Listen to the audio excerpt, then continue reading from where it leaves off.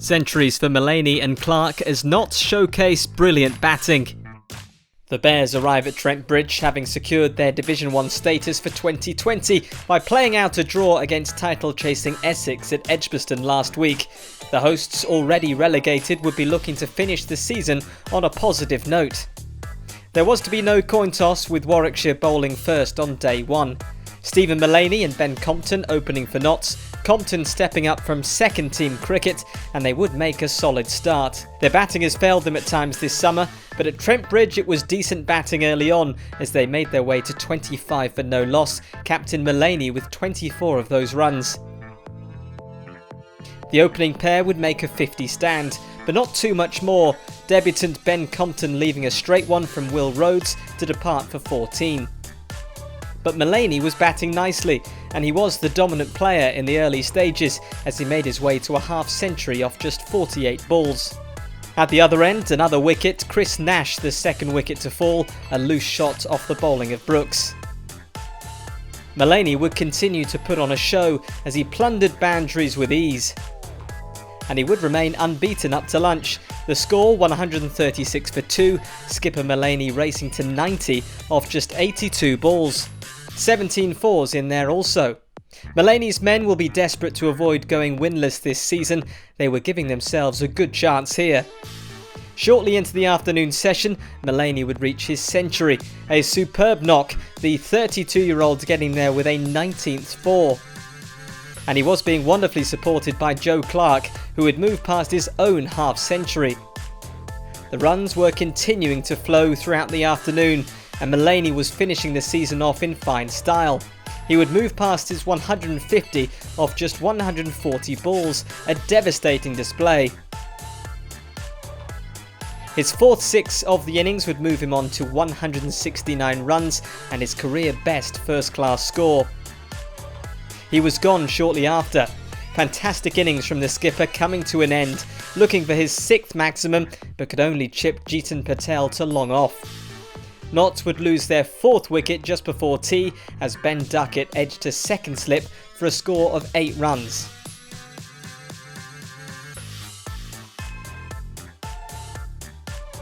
Joe Clark would soon be celebrating his century, a wonderful knock coming from just over 150 balls, Nott looking dominant.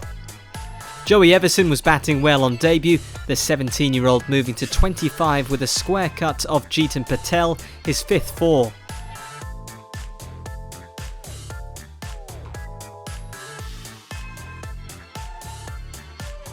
Clark was gone shortly after for a brilliant 125 runs. Caught in the deep off the bowling of Rhodes, superb batting. Everson continued to showcase his qualities, but he would eventually go for a well-made 45, the teenager trapped LBW by Henry Brooks. Ashwin and Coughlin would play some lovely strokes late on to steer Notts to the close of play without the loss of any further wickets. It's been a rarity this season, but relegated Notts go past 400 to bring up 5 batting bonus points. Stumps at Trent Bridge as Nottinghamshire's best day of the 2019 County Championship season comes to an end.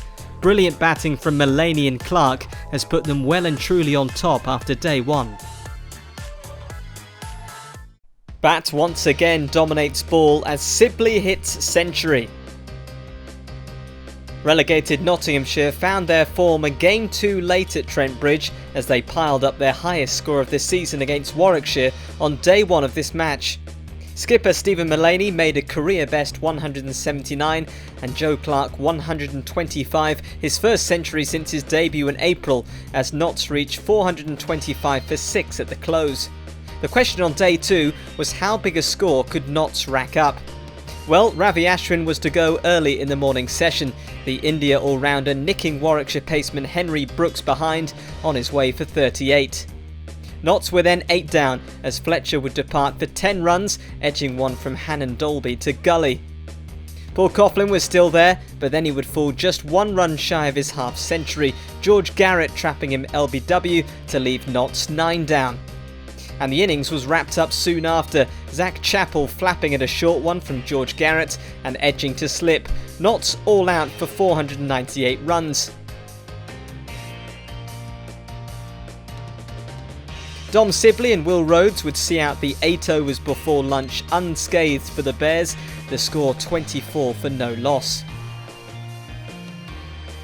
In the afternoon, these two would really settle into their batting, with both players finding the boundary with ease as they took the score past 50. But the breakthrough did come, and it was off the bowling of Copeland. Will Rhodes out LBW for 36, finally something for the bowlers to celebrate. But then it was Sibley celebrating as he took his own score past the half-century mark, the Warwickshire opener bringing up his 6th half-century of the season to go with 300s. As Warwickshire moved past 120 runs, another wicket with Rob Yates falling, a leading edge off India spinner Ravi Ashwin and the ball looping to Fletcher at mid-off. Sam Hain would join Sibley out in the middle and both batsmen were looking comfortable. Hard graft for the bowlers as tea was reached with no more wickets falling. It was more of the same for the Bears in the evening as this partnership was looking unflustered. This duo looking good in defence whilst also finding the boundary with regularity. And Sibley was soon enjoying reaching his century mark. A season to remember continues as he brings up his 4th century of the summer. Sam Hain wasn't too far behind in reaching his half-century, the runs continuing to flow, Warwickshire comfortably past 200 runs.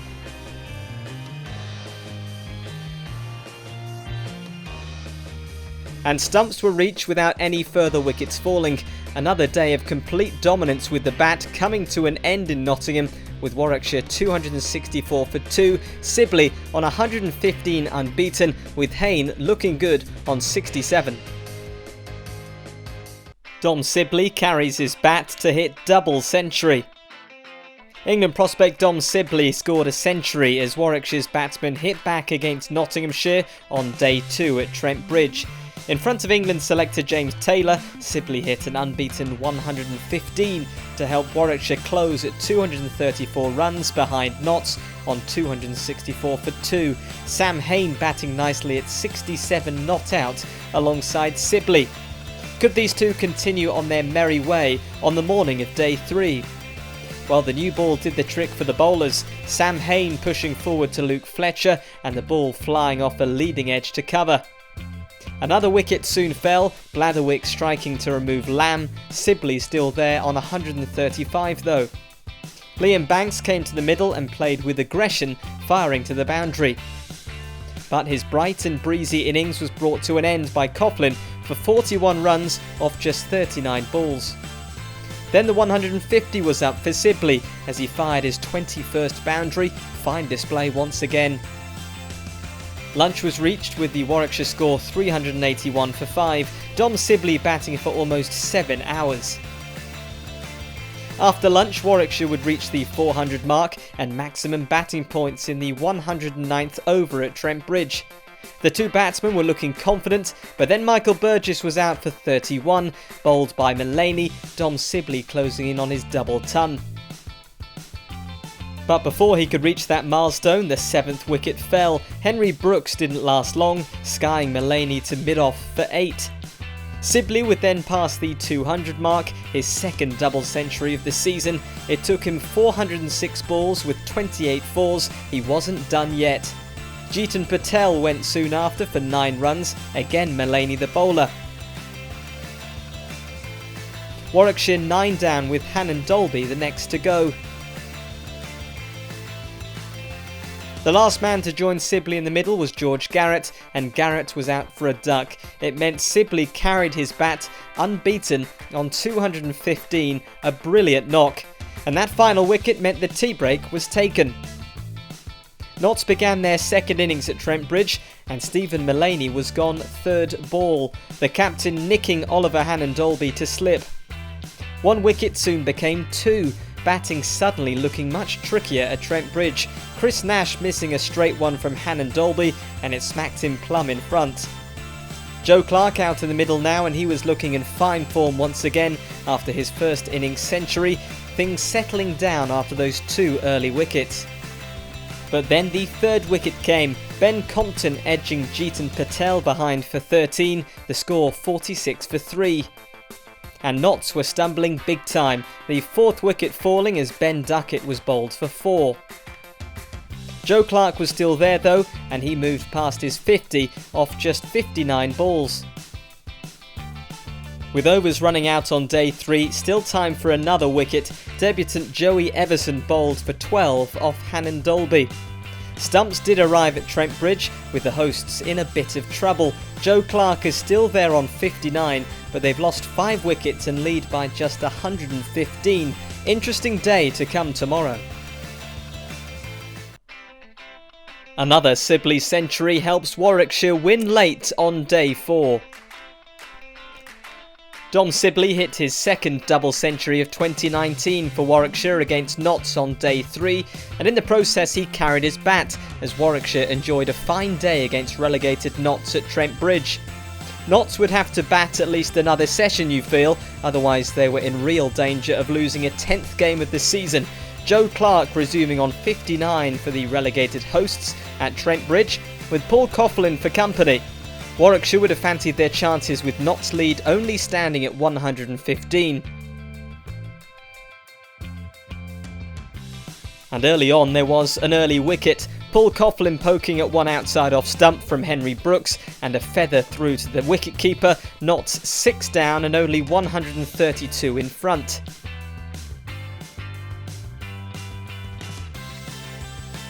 Joe Clark was still there though, and batting nicely as he was able to pick up some boundaries. Along with Ashwin in support, the pair had the lead ticking past 170. They would soon be celebrating their 50 partnership, this turning into a vital stand for Notts. But with Ashwin closing in on his half-century, he was gone, his fine counter-attacking innings coming to an end as seamer George Garrett trapped him LBW. Luke Fletcher didn't last long, out for 5, prodding Jeetan Patel to Sam Hain at short leg.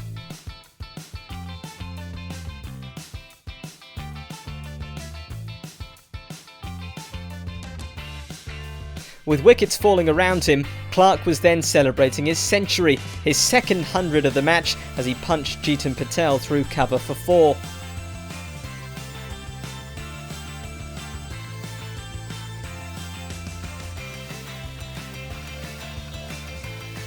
Lunch would arrive at Trent Bridge with Clark unbeaten on 107, Zach Chappell 22 not out alongside him. Notts leading by 258 runs. Had they done enough to ensure they could not lose this game?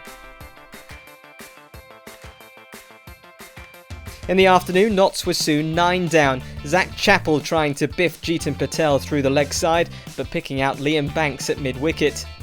And the innings was wrapped up soon after, Joe Clark getting a big inside edge off Hannon Dolby and the ball clattering into his stumps, Warwickshire needing 271 from a minimum of 58 overs. The draw probably favourite, but all 3 results possible at Trent Bridge.